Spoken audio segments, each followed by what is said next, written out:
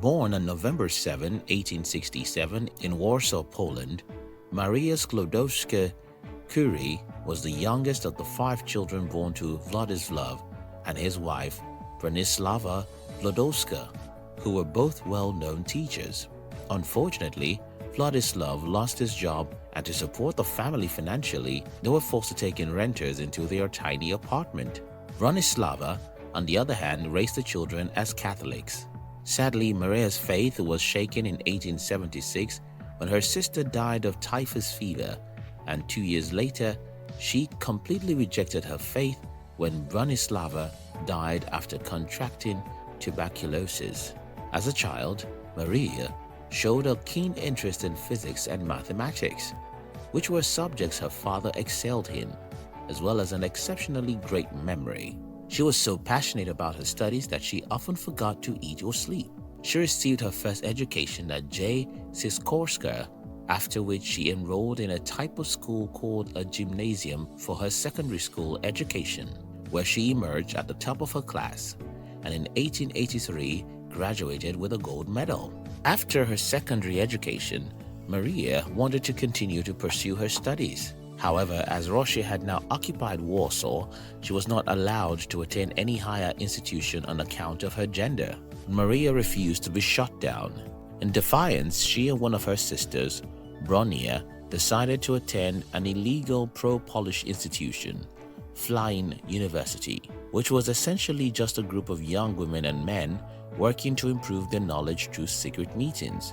Soon, the siblings had the idea of traveling abroad to study for an official degree. However, they could not afford the fees, so Maria agreed to financially support Bronia's medical studies in Paris, after which Bronia would do the same for Maria upon completion of her studies. Now, Maria had a new goal, and to make the dream come true, she worked as a governess and tutor for about 5 years, all the while not neglecting to continue her education in mathematics, physics, and chemistry.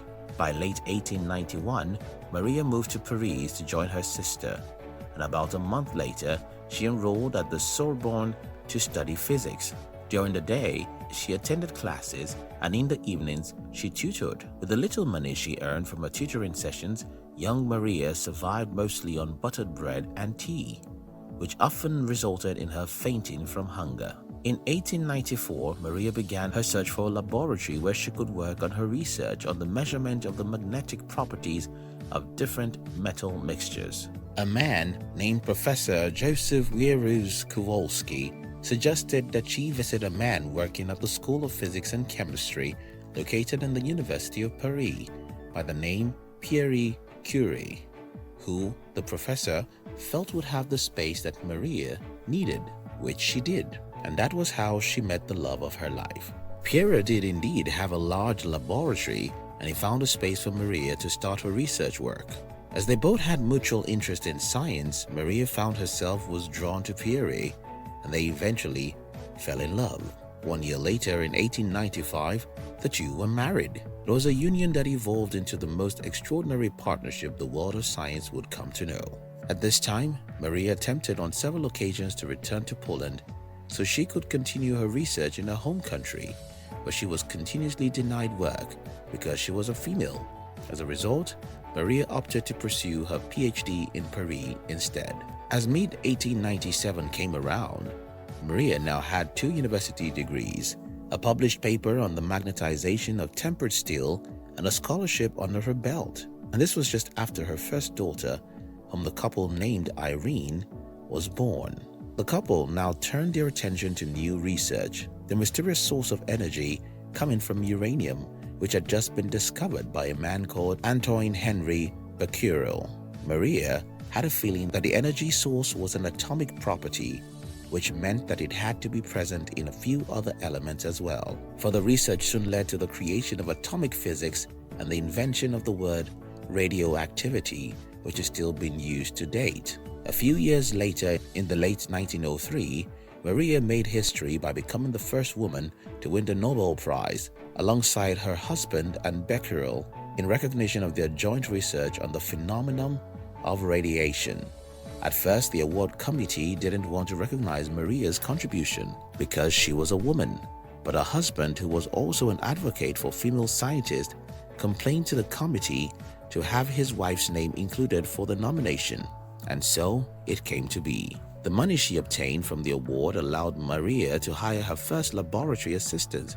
In 1905, the French Academy of Sciences conducted an election for obtaining new members.